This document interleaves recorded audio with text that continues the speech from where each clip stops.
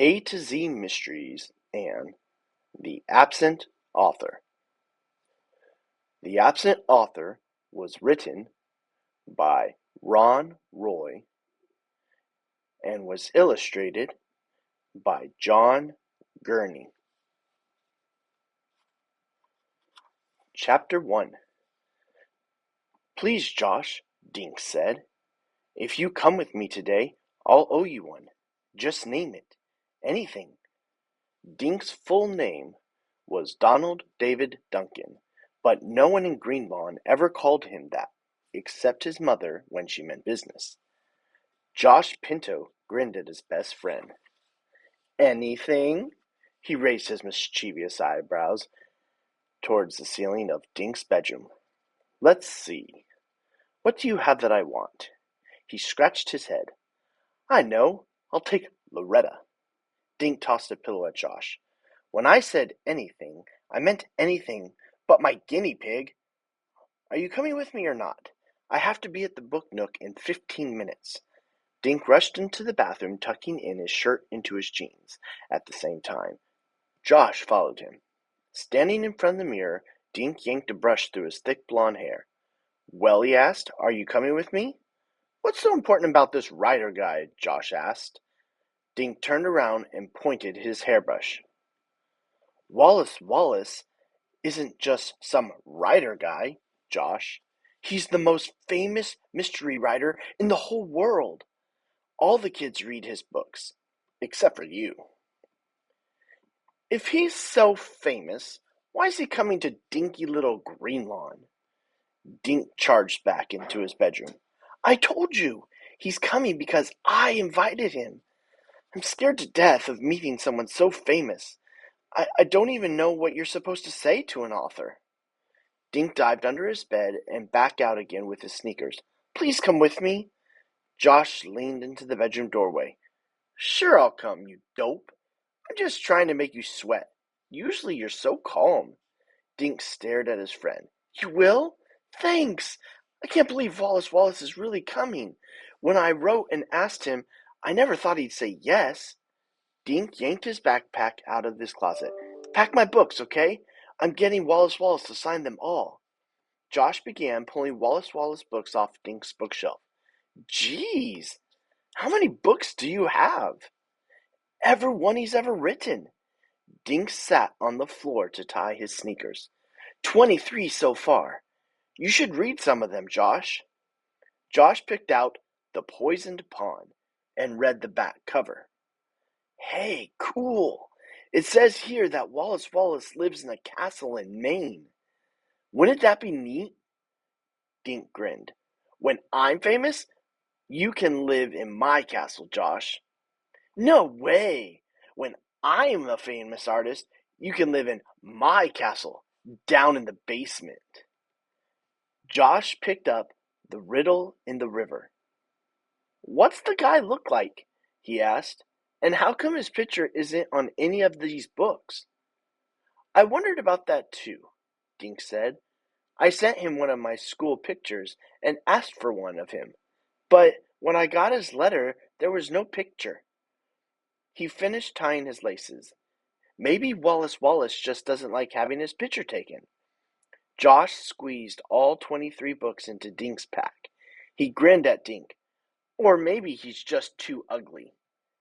Dink laughed. Gee, Josh, you're ugly, and you love having your picture taken. Ha ha, Josh picked up his drawing pad. But just because you're my best friend, I'll draw his picture at the bookstore. Dink looked at his watch. Yikes, he said. We have to pick up Ruth Rose in 1 minute. He tore into the bathroom and started brushing his teeth. How'd you get her to come? Josh called. Dink rushed back into his room, wiping toothpaste from his mouth. You kidding? Ruth Rose loves Wallis Wallace books. Dink slung his backpack over his shoulder.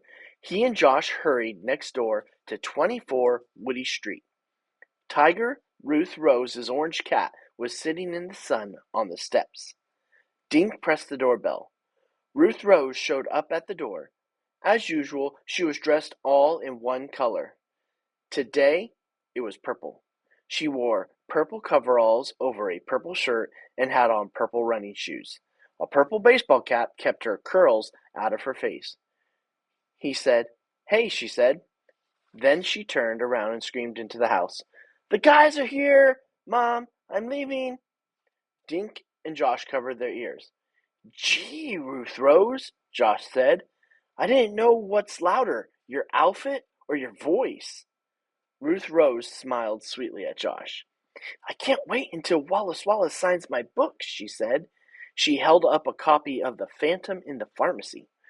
"I wonder if Wallis Wallace will read from the new book he's working on," Dink said. "What's the title?" Ruth Rose asked. They headed toward the book nook. "I don't know," said Dink, "but wrote in his letter that he's doing some of the research while he's here in Connecticut." Dink pulled the letter out of his pocket and read it aloud while we walked. "Dear Mr. Duncan, thank you for your kind letter.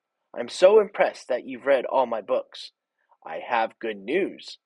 I've made arrangements to come to the book nook to sign books. I can use part of my time for research. Thanks for your picture. I'm so happy to finally meet one of my most loyal fans. Short of being kidnapped, nothing will stop me from coming. See you soon, Wallis Wallace." The letter was signed Wallis Wallace in loopy letters. Dink grinned. "Pretty neat, huh?" "Pretty neat, Mr. Duncan," teased Josh. "You should have that letter framed," Ruth Rose said. "Great idea." They passed Howard's barber shop. Howard waved through the window as they hurried by. "Come on," Dink urged as he dragged his friends down the street to the book nook. They looked through the window, out of breath. The bookstore was crowded with kids. The book nook's owner, Mr. Paskey, had set up folding chairs. Dink noticed that most of them were already taken. Dink saw Mr. Paskey sitting behind a table, a big white sign on the table that said, "Welcome, Wallis Wallace." The chair behind the sign was empty. Dink gulped and stared. An empty seat? Where was Wallis Wallace?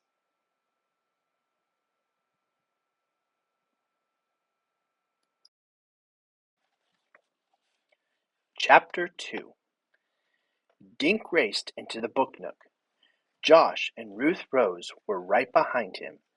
They found 3 seats behind Tommy Tomko and Eddie Carini. Dink plopped his pack on the floor. The clock over the cash register said 3 minutes after 11. "Where is he?" Dink whispered to Tommy Tomko. Tommy turned around. "Beats me. He's not here yet, and Mr. Paskey looks worried." "What's going on?" Ruth Rose said. Dink told her and Josh what Tommy had said. "Paskey does look pretty nervous," Josh whispered. "Mr. Paskey always looks nervous," Dink whispered back, looking around the room. He saw about 30 kids he knew. Mrs. Davis, Dink's neighbor, was looking at gardening books. Dink checked out the other grown-ups in the store. None of them looked like famous mystery writers. Mr. Paskey stood up. "Boys and girls, welcome to the book nook. Wallis Wallace should be here any second. How many of you have books to be autographed?" Everyone waved a book in the air. "Wonderful. I'm sure Wallis Wallace will be happy to know that Greenlawn is a reading town." The kids clapped and cheered. Dink glanced at the clock. 11:05. He swallowed, trying to stay calm.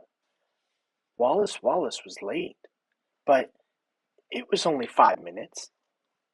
Slowly, 5 more minutes passed. Dink felt his palms getting damp. Where is Wallis Wallace? He wondered. Some of the kids started getting restless. Dink heard the one kid say, "Whenever I'm late, I get grounded." "So where is he?" Josh asked. Ruth Rose looked at her watch. "It's only 10 after," she said. "Famous people are always late." Now Dink stared at the clock. The big hand jerked forward, paused, then wobbled forward again. At 11:15, Mr. Paskey stood up again. "I don't understand why Wallis Wallace is late," he said. Dink noticed that his bald head was shiny with sweat. His bow tie was getting a workout.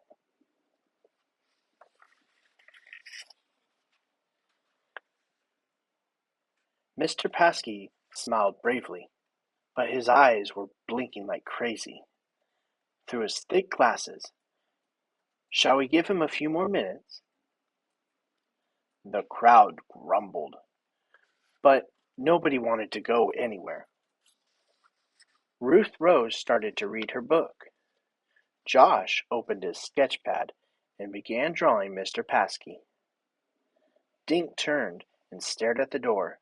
He mentally ordered Wallis Wallace to walk through it. "You have to come," thought Dink.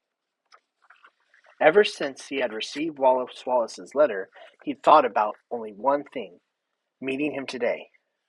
Suddenly, Dink felt his heart skip a beat. The letter!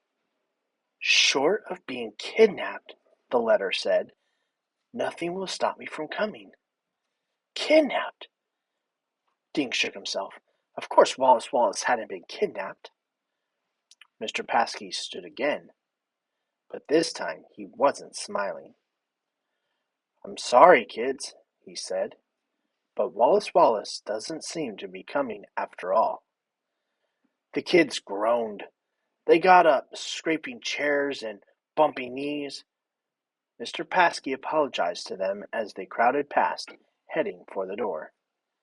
"I've read every single one of his books," Dink heard Amy Fowler tell another girl. "Now I'll probably never meet anyone famous." "I can't believe we gave up a soccer game for this," Tommy Tomko muttered to Eddie Carini on their way out.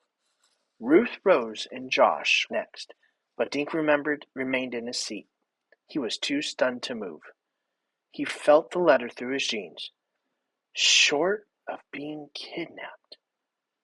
Finally, Dink got up and walked out. Josh and Ruth Rose were waiting for him. "What's the matter?" Ruth Rose said. "You look sick." "I am sick," Dink mumbled. "I invited him here. It's all my fault." "What's all your fault?" Josh asked. "This," he said, thrusting the letter into Josh's hands. "Wallis Wallace has been kidnapped." Chapter 3. Kidnapped? Ruth Rose shrieked. Her blue eyes were huge. Josh and Dink covered their ears. "Shh," said Josh. He handed the letter back to Dink and gave a quick gesture with his head. "Some strange woman is watching us." Dink had noticed the woman earlier. She'd been sitting in the back of the book nook. "She's coming over here," Ruth Rose said. The woman had brown hair up in a neat bun, half glasses perched on her nose. She was wearing a brown dress and brown shoes, and carried a book bag with the picture of a moose on the side. Around her neck she wore a red scarf covered with tiny black letters. "Excuse me," she said in a soft, trembly voice. "Did you say Wallis Wallace has been kidnapped?" The woman poked her glasses nervously. Dink wasn't sure what to say. He thought Wallis Wallace had been kidnapped, but he couldn't be for sure. Finally, he said, "Well, he might have been." "My goodness," gasped the woman. "Who are you?" Josh asked her. "Oh, pardon me." The woman blushed.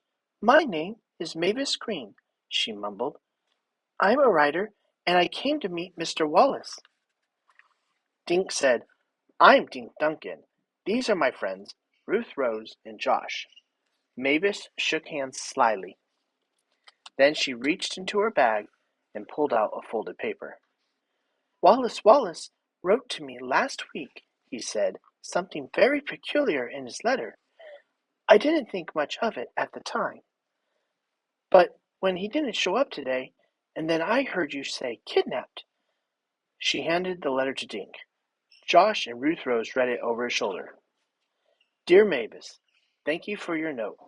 I'm well, and thank you for asking. But lately my imagination is playing tricks on me. I keep thinking I'm being followed. Maybe that's what happens to mystery writers. We start seeing bad guys in the shadows. At any rate, I'm eager to meet you at Greenlawn, and I look forward to our lunch after the signing. Wallis Wallace."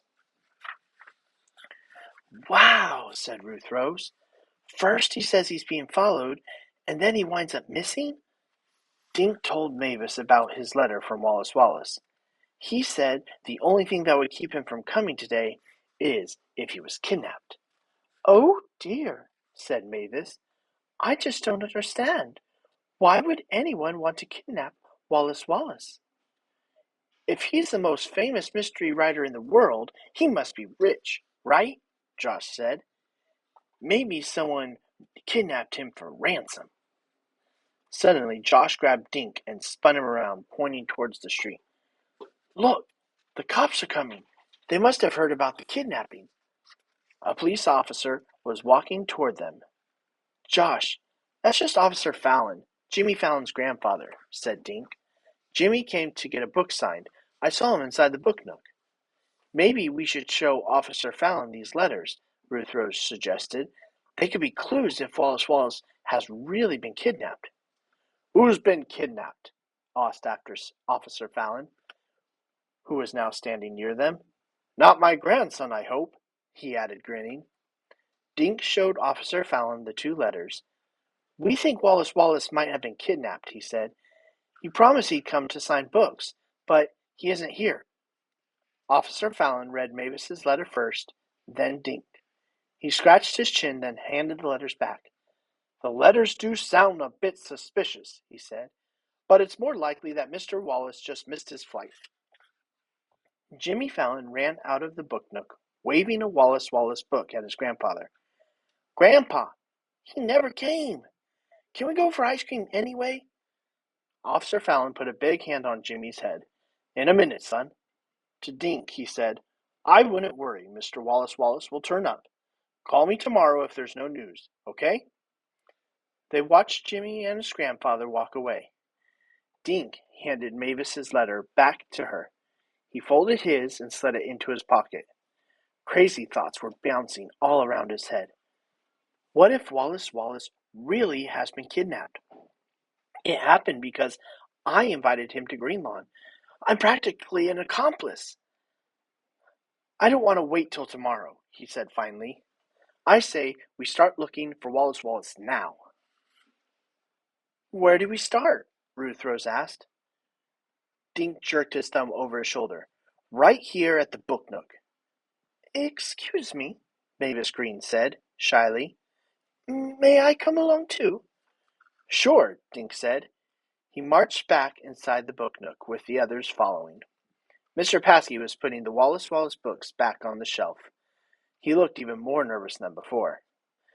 "Excuse me, Mr. Paskey," Dink said. "Have you heard from Wallis Wallace?" Mr. Paskey's hand shot up to his bow tie. "No, Dink, not a word." "We think he has been kidnapped," Josh said. Mr. Paskey swallowed, making his bow tie wiggle. "Now, Joshua, let's not jump to conclusions. I'm sure there's a rational explanation for his absence." Dink told Mr. Paskey about the two letters. "I'm really worried, Mr. Paskey. Where could he be?" Mr. Paskey took out a handkerchief and wiped his face. "I have no idea." He removed a paper from his desk and handed it to Dink. "All I have is his itinerary." The others looked over Dink's shoulder as he read. Itinerary for Wallis Wallace. 1. Arrive at Bradley Airport at 7 p.m. Friday, July 15th, New England Airlines Flight 3132. 2. Meet taxi driver from Lawrence Taxi Service. 3. Drive to Shangri-La Hotel. 4. Sign books at the Book Nook at 11 a.m. Saturday, July 15th. 5.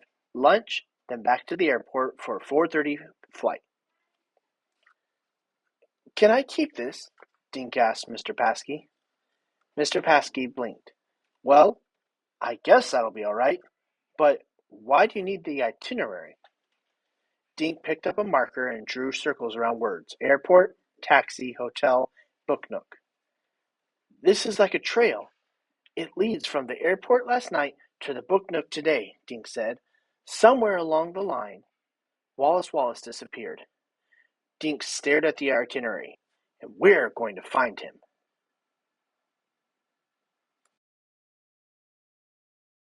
Chapter 4. Mr. Paskey shooed them out of the book nook and locked the front door. I have to eat lunch, he said. He scurried down Main Street.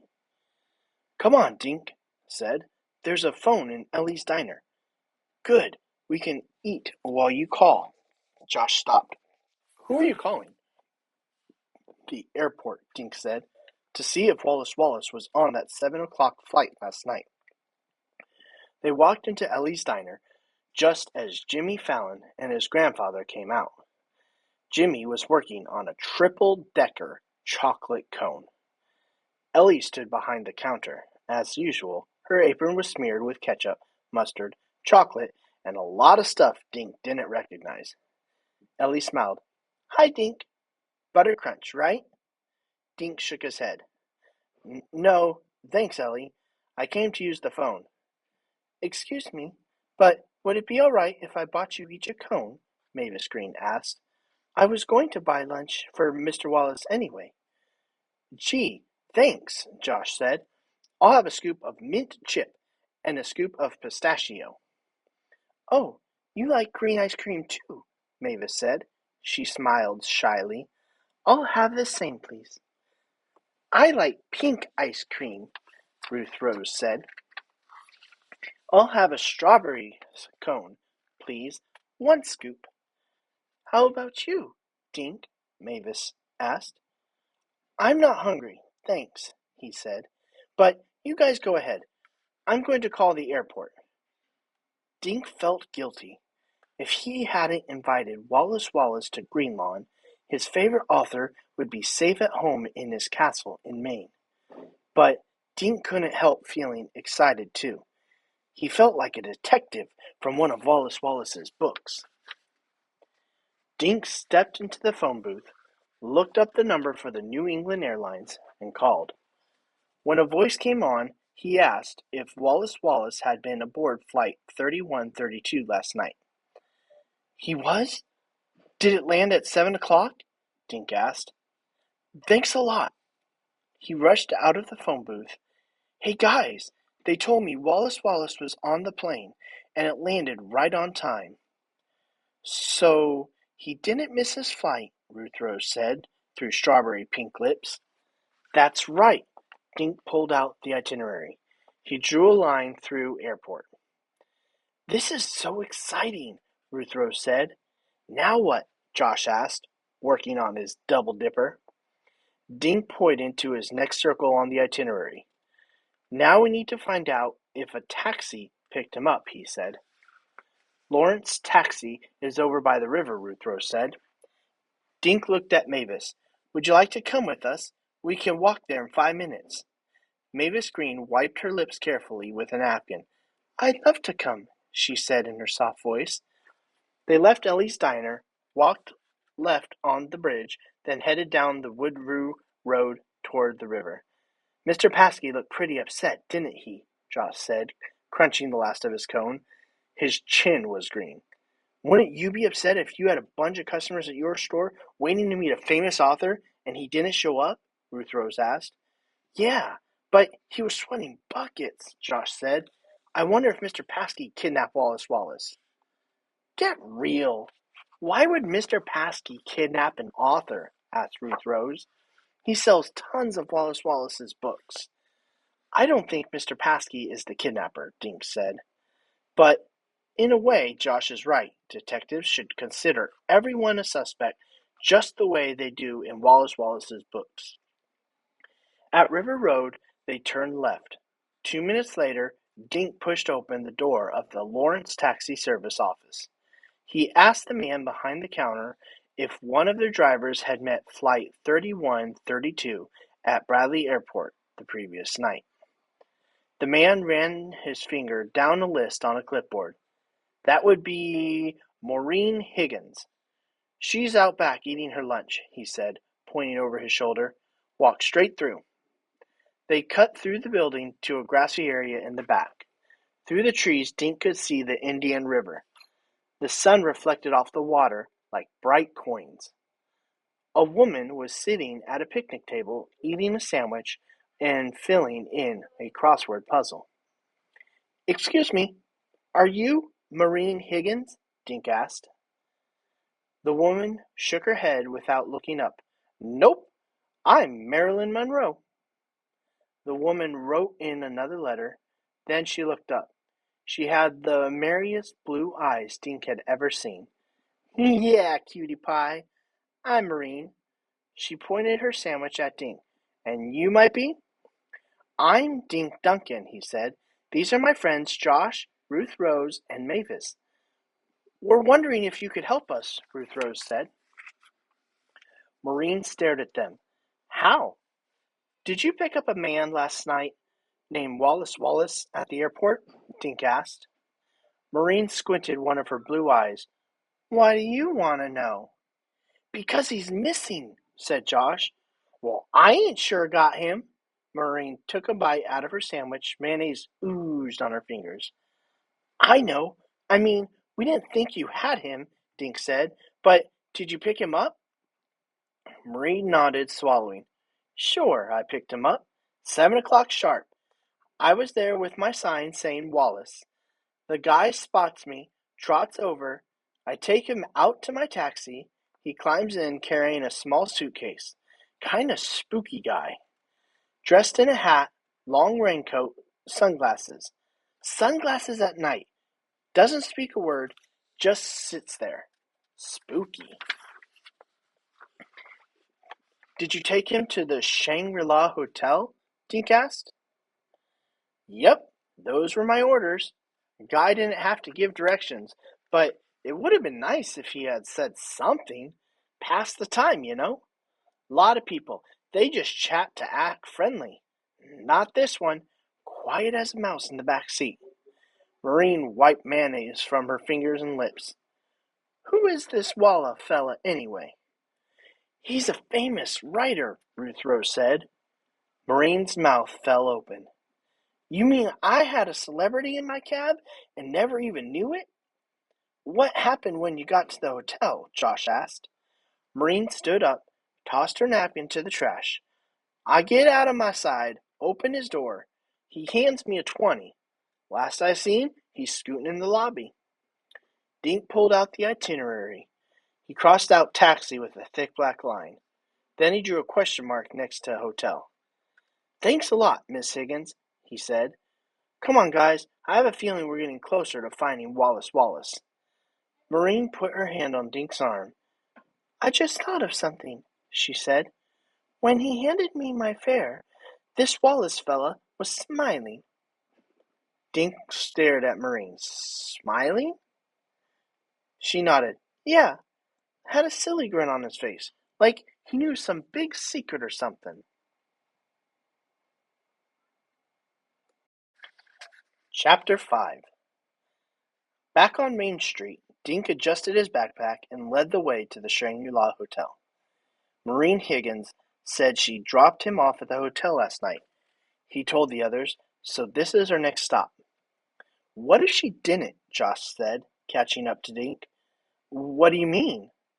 I mean, maybe Maureen Higgins wasn't telling the truth. Maybe she kidnapped him. And she's hiding him in her lunchbox, Ruth Rose said. Very funny, Ruth Rose, Josh said. Maureen Higgins said she drove Wallis Wallace to the hotel. But what if she drove him somewhere else? You could be right, Dink said. That's why we're going to the hotel. With Dink in the lead, the four approached the check-in counter in the hotel. Excuse me, Dink said to the man behind the counter.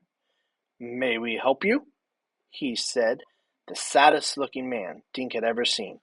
He had a thin black hair, droopy eyebrows, His skinny mustache looked like a sleeping centipede. A name tag on his suit coat said, Mr. Linkletter. We're looking for someone. Mr. Linkletter stared at Dink.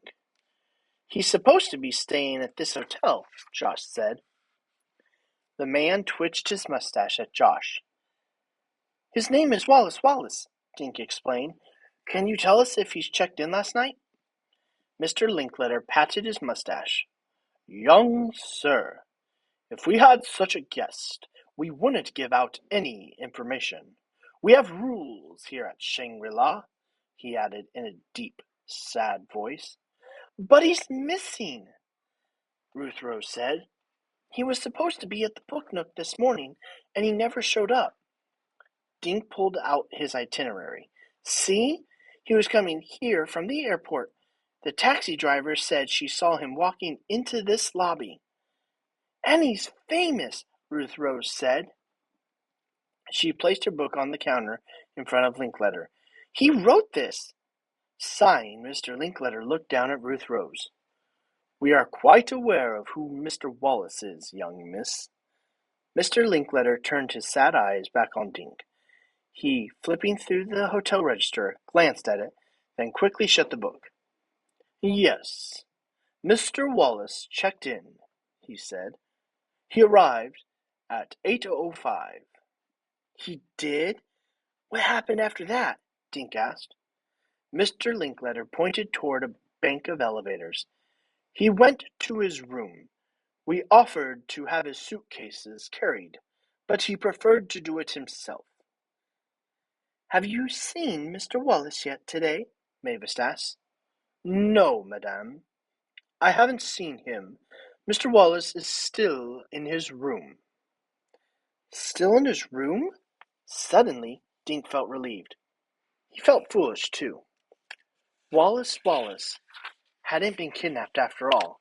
He was probably in his room right now. Can you call him? Dink asked. Mr. Linkletter tapped his fingers on the closed hotel register, patted his mustache, and squinted his eyes at Dink. Please, Dink said. We just want to make sure he's okay. Finally, Mr. Linkletter turned around, stepped a few feet away, and picked up a red phone. As soon as his back was turned, Josh grabbed the hotel register, quickly found yesterday's page. Dink and the others crowded around Josh for a peek. Dink immediately recognized Wallis Wallace's signature, scrawled in big, loopy letters. He had checked in at room 303 at 8:05 last night. Dink pulled out his letter from Wallis Wallace and compared the two signatures. They were exactly the same. Josh dug his elbow into Dink's side. Look, he whispered. Josh was pointing at the next line in the register. Room 302 had been printed there. Check-in time was 8:15. Someone else checked in right after Wallis Wallace, Ruth Rose whispered. But the signature is all smudged, Dink said. I can't read the name. Mr. Linkletter hung up the phone. Josh shoved the register away. As Mr. Linkletter turned back around, Dink shut the register. He looked up innocently. Is he in the room? Dink asked. I don't know, Mr. Linkletter tapped his fingers on his mustache. There was no answer. Dink's stomach dropped. His mind raced. If Wallis Wallace had checked into the room last night, why hadn't he showed up at the Book Nook today? Why wasn't he answering his phone? Maybe Wallis Wallace had been kidnapped. Chapter 6. Dink stared at Mr. Linkletter. No answer? Are you sure? Mr. Linkletter nodded. He looked puzzled. Perhaps he's resting and doesn't want to be disturbed. Can we go up and see? Ruth Rose smiled sweetly at Mr. Linkletter. Then we know for sure. Mr. Linkletter shook his head. We cannot disturb our guests, young miss. We have rules at the Shangri-La. Now, good day, and thank you. Ruth Rose opened her mouth. But, good day, Mr. Linkletter said firmly again. Dink and the others walked toward the door. Something smells fishy, muttered Dink. Yeah, Josh said, and I think it's that Linkletter guy. See how he tried to hide the register? Then he turned back. Maybe he didn't even call room 303. Maybe he was warning his partners in crime. What are you suggesting, Josh? Mavis asked. Maybe Mr. Linkletter is the kidnapper, Josh said. He was the last one to see Wallis Wallace. A man wearing a red cape tapped Dink on the shoulder. Excuse me, but I overheard you talking about my boss, Mr. Linkletter. Maybe I can help you find Wallis Wallace. My kids love his books. Great, Dink said. Can you get us into his room? The man shook his head. No, but I know the maid who cleaned the third-floor rooms this morning. Maybe she noticed something. With his back to Linkletter, the man scribbled a few words on a pad and handed the page to Dink. Good luck, the man whispered, and hurried away. What do you write? Josh asked. Outside, Dink said. They all shoved through the revolving doors in the front of the hotel. Dink looked at the piece of paper. The maid's name is Olivia Nugent. She lives at the Acorn Apartments, number 4. Livy Nugent? I know her, Ruth Rose said. She used to be my babysitter. The Acorn is right around the corner on Oak Street, Dink said. Let's go. Soon, all 4 were standing in front of Livy Nugent's door. She answered it with a baby in her arms. Another little kid held on to her leg and stared at Dink and the others. He had peanut butter all over his face and in his hair. Hi, the boy's mother said. I'm not buying any cookies, and I already get the Green Lawn Gazette. She was wearing a man's blue shirt and jeans. Her brown hair stuck out from under the Yankees ball cap. Livy, it's me, Ruth Rose said. Olivia stared at Ruth Rose, then broke into a grin. Ruth Rose, you are so big. What are you up to these days? A man at the hotel gave us your name. What man? He was sort of old, wearing a red cap, Dink said. Freddie? Old? He's only 30. So, why did he send you to me? He told us you cleaned the rooms on the 3rd floor this morning, Dink said. Did you clean room 303? Livy Nugent shifted the baby to her other arm. Randy, please stop pulling on Mommy's leg. Why don't you go finish your lunch? Randy went back into the apartment. No, Livy told Dink. Nobody slept in the room. The bed was still made this morning. The towels were still clean and dry. I remember because there were 2 rooms in a row that I didn't have to clean. Room 303 and 302. Room 302 had a do not disturb sign hanging on the doorknob, so I came home early, paid off the babysitter, and made our lunches. But Mr. Linkletter told us Wallis Wallace checked into room 303 last night, Ruth Rose said. Not the Wallis Wallace, the mystery writer?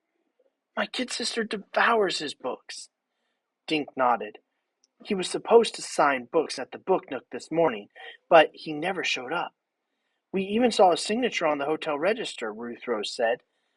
Well, Wallis Wallace might have signed in, but he never slept in that room, Livy grinned. Unless he's a ghost.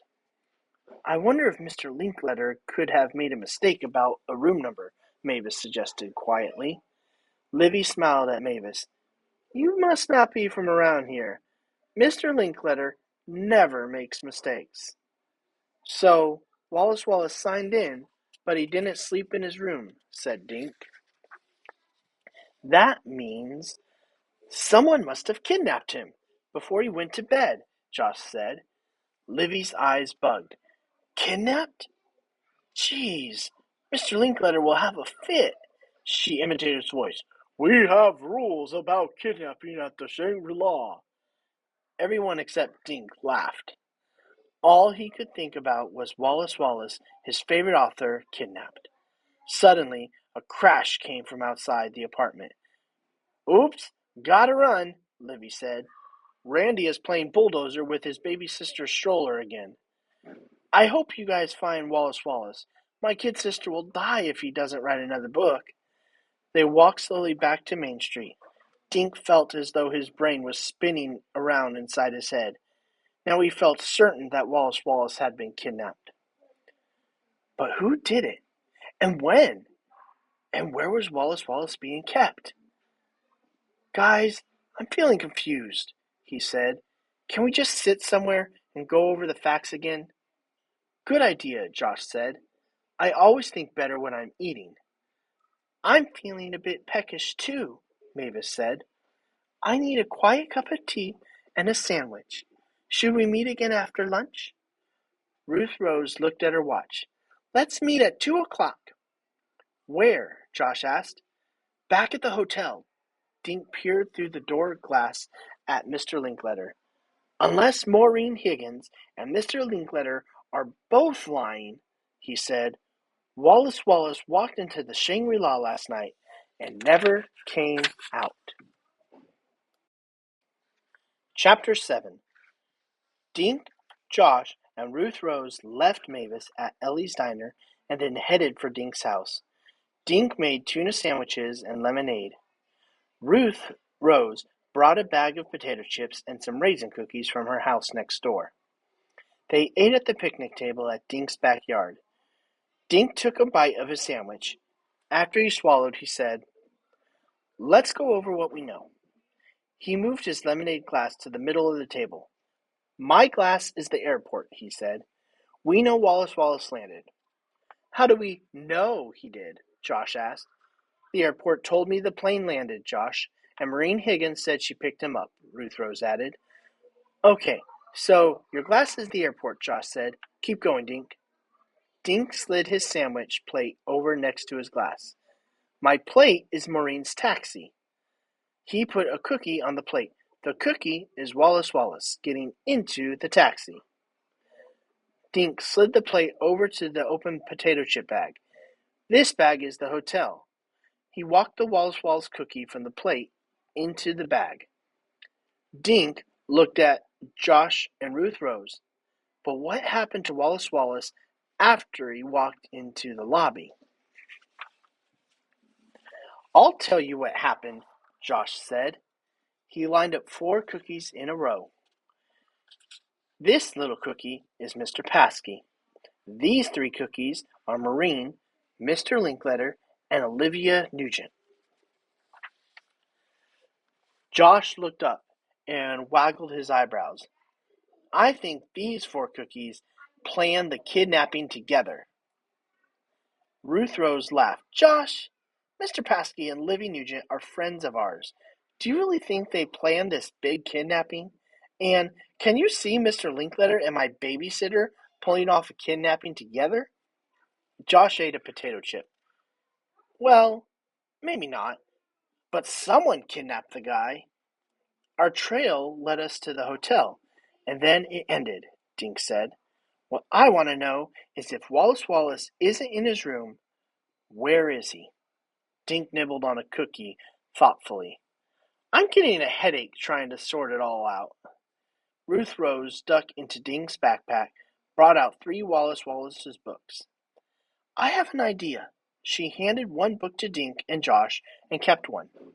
What are these for? Dink asked. Josh made me think of something. Wallis Wallace wrote in The Mystery in the Museum, Ruth Rose said. He said, the more you know about the victim, the easier it is to find out who did the crime. She turned to the back cover of her book. So, let's try and find out more about our victim.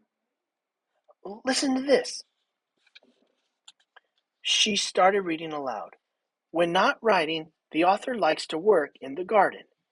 Naturally, Wallis Wallace's favorite color is green.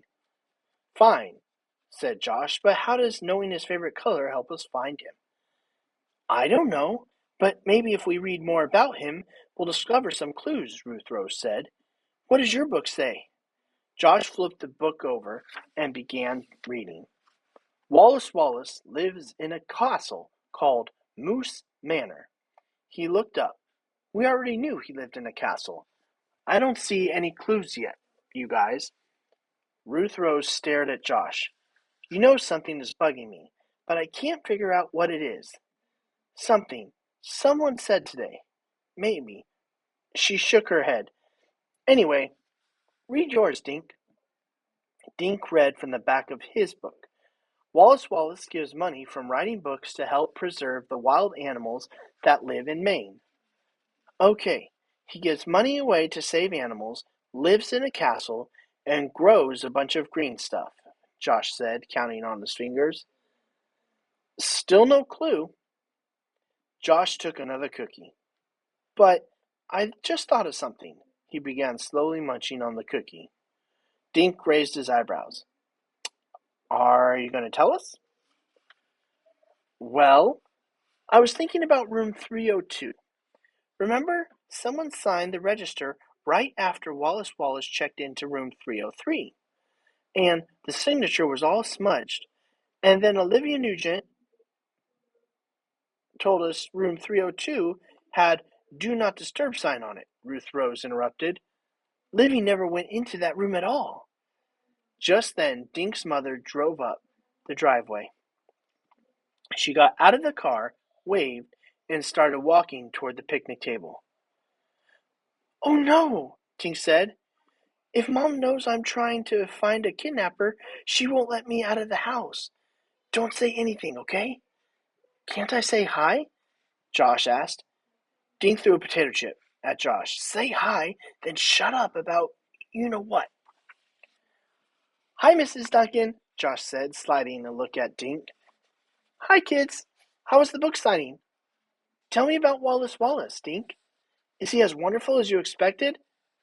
Dink stared at his mother. He didn't want to lie, but if he told her the truth, she wouldn't let him keep looking for Wallis Wallace. And Dink had a sudden feeling that they are very close to finding him. We can't stop now, he thought. He looked at his mother and grinned stupidly. Dink, honey, why is your mouth open? He closed his mouth. Think, Dink, he ordered himself. Suddenly, Josh knocked over his lemonade glass. The sticky, cold liquid spilled into Dink's lap. Dink yelled out a yowl and jumped up. Gee, sorry, Josh, said Josh. Paper towels to the rescue. Dink's mother ran toward the house. Good thinking, Josh, Dink said, wiping at his wet jeans. But did you have to spill it on me? You had the whole yard. Josh grinned. Some people are just never satisfied.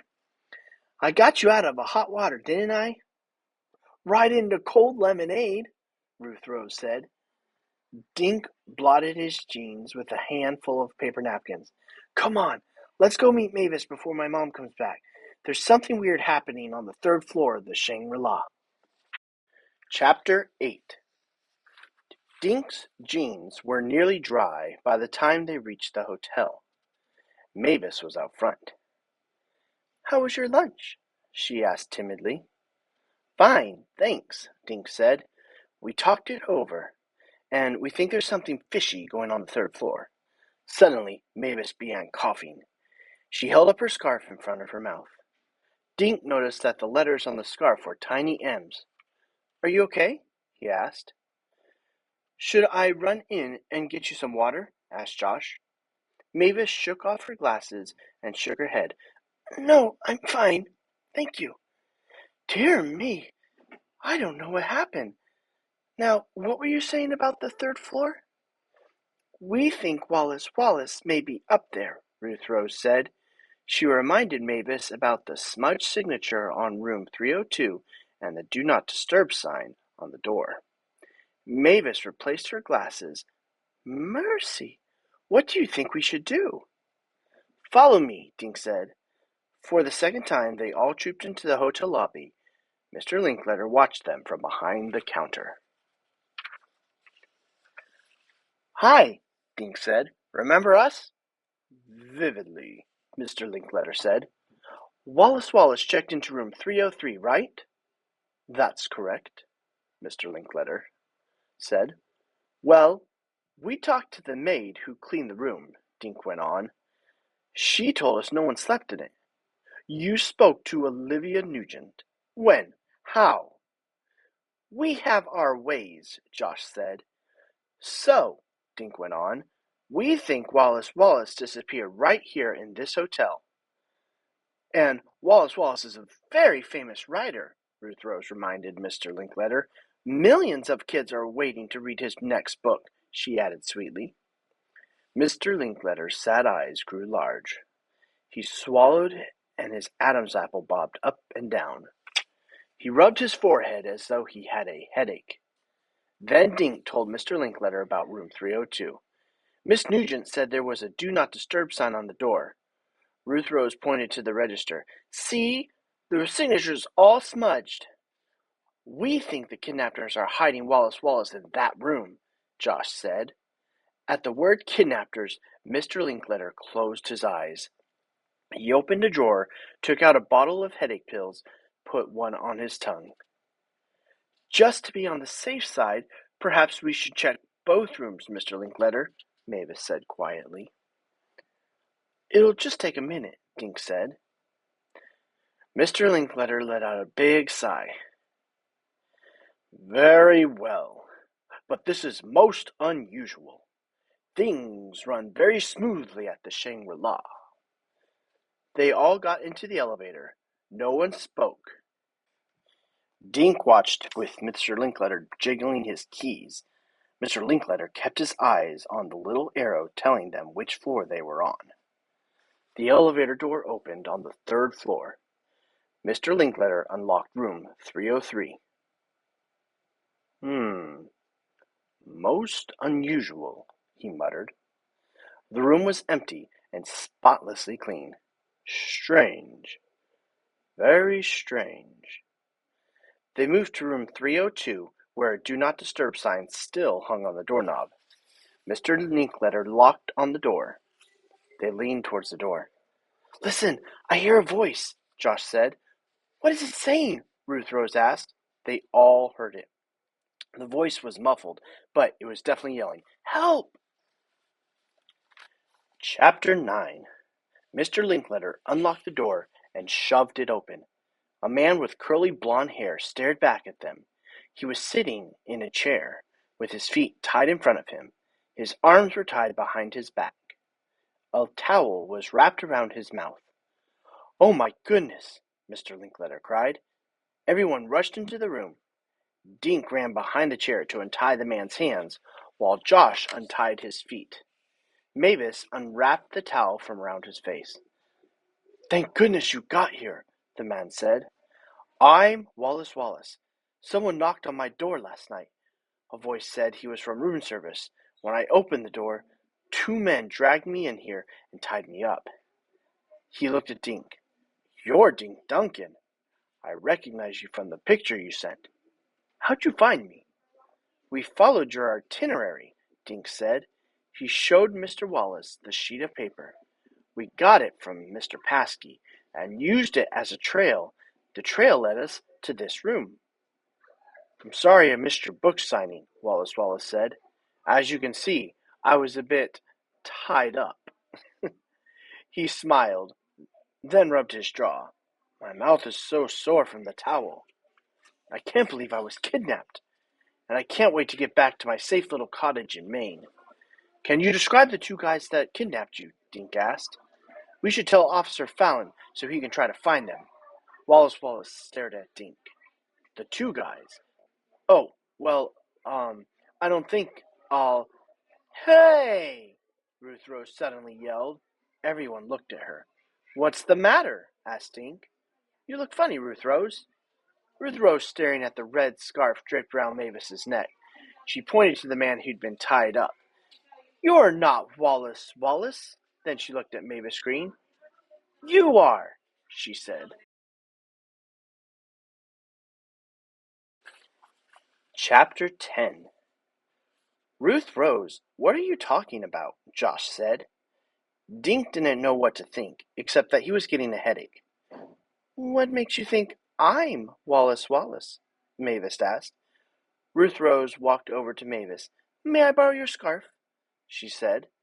Ruth Rose held the scarf up so everyone could see it.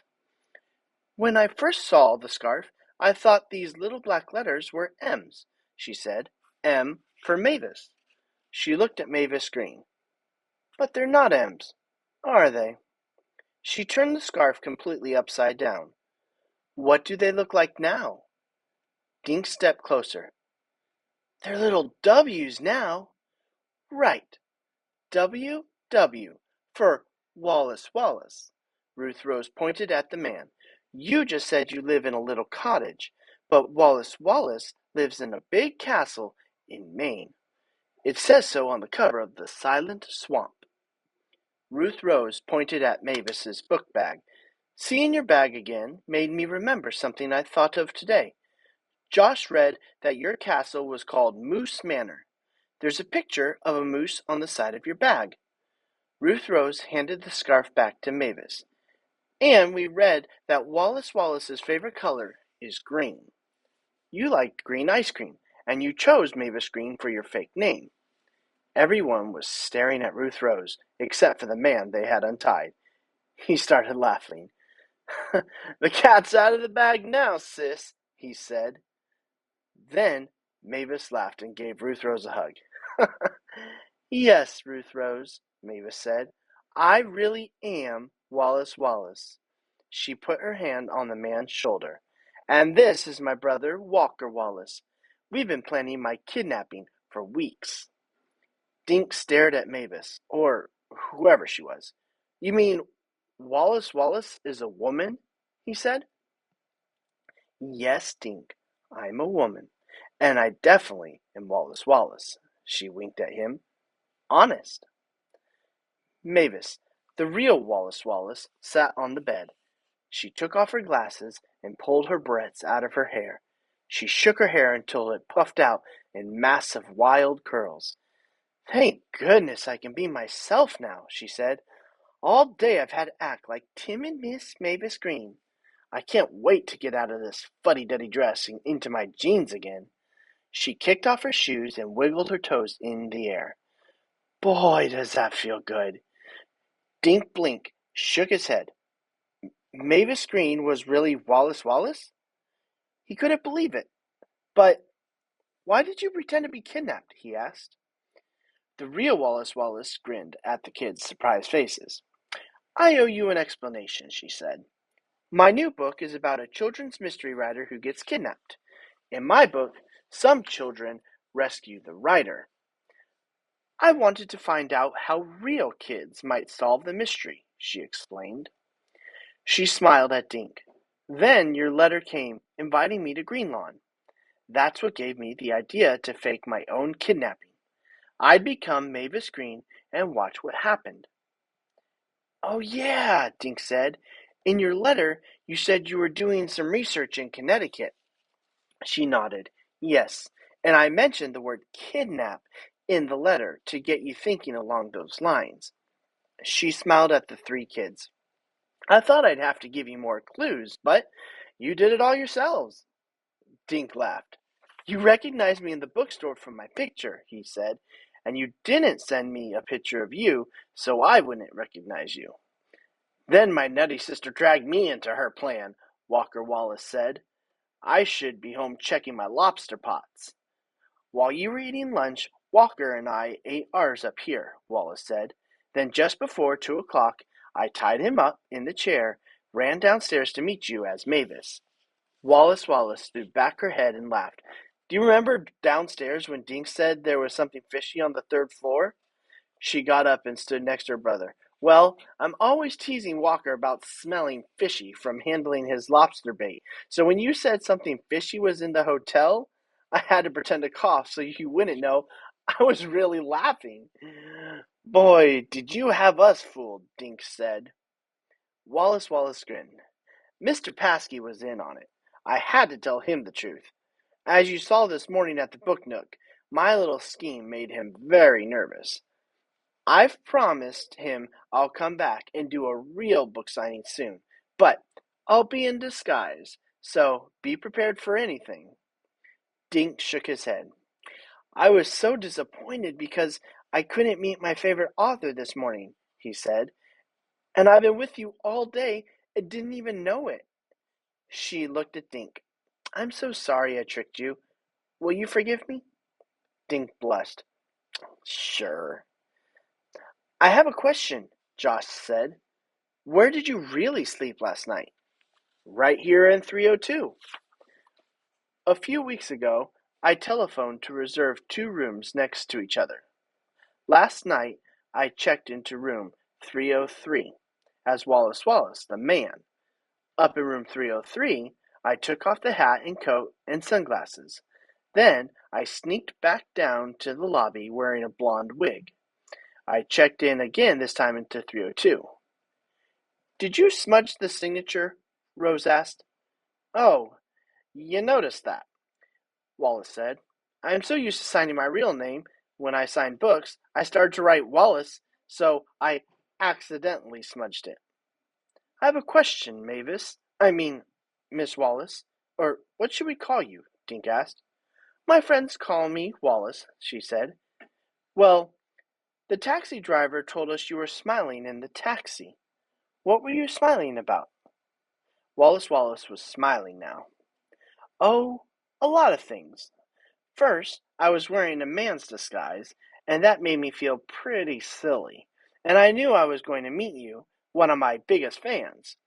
And I was happy because I knew whatever happened, the next day would be fun. I sure had fun, Josh said, grinning. Poor Mr. Paskey, having to lie to everyone with a straight face. Boy, did I have a hard time pretending to be Mavis all day, Wallace said. But my plan worked. I met 3 brilliant detectives. You helped me see how real kids would investigate a kidnapping. Now I can go back to Maine and finish my book. How come you book jackets never say that you're a woman? Ruth Rose asked. Wallis Wallace smiled. Because of my name, most people assume that I'm a man, she explained. I let them think that so I can do my research easier. I've learned that people clam up if they know I'm Wallis Wallace. So, out in public, I'm Mavis Green. Just a regular person, not a mystery writer. Ah, I get it, Dink said. You don't have your picture on your books, so people don't recognize you. Right, and I'll hope you'll keep my secret. We will. Right, guys? Ruth Rose said. Thank you. Any more questions? Wallace asked. Yeah, Walker said, giving his sister a look. When do we leave? I've got lobsters waiting for me. I have a question too, Dink said. Will you send me your picture now? Yes, but I'll do better than that, Wallace said. I'll dedicate my next book to my 3 new friends. Dink, Josh, and Ruth Rose did a triple high five. Excuse me, Mr. Linkletter said from the door where he had been standing. They all looked at him. It's nearly checkout time. Everyone laughed. Mr. Linkletter smiled. Just a little. The end.